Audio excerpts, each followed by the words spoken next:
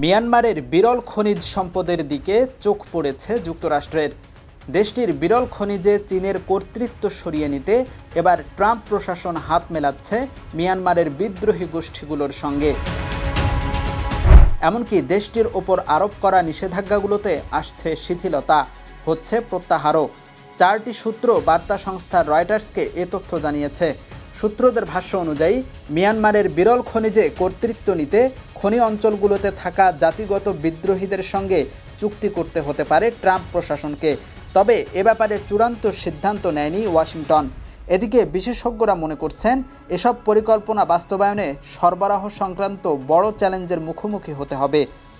মিয়ানমারের বিরল খনিজ হাতে পেতে যেসব প্রস্তাব ট্রাম্প প্রশাসনের সামনে এসেছে তার মধ্যে একটি হলো মিয়ানমারের সামরিক জান্তার সঙ্গে আলোচনার মাধ্যমে দেশটির বিদ্রোহী গ্রুপ দ্য কাচিন ইন্ডিপেন্ডেন্স আর্মির সঙ্গে শান্তি চুক্তিতে পৌঁছানো।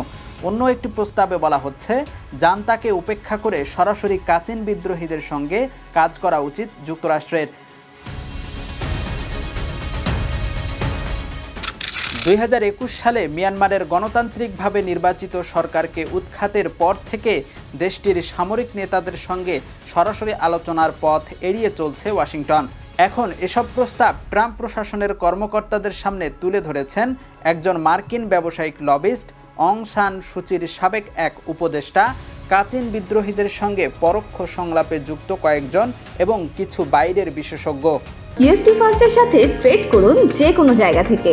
ক্যাম্পাসে ক্লাসের ফাঁকে, ঢাকার জ্যামে বসে কিংবা ঘরে বসে, ট্রেডিং এখন হাতের মুঠোয়। তাই ট্রেড করুন যখন খুশি, যেখানে খুশি।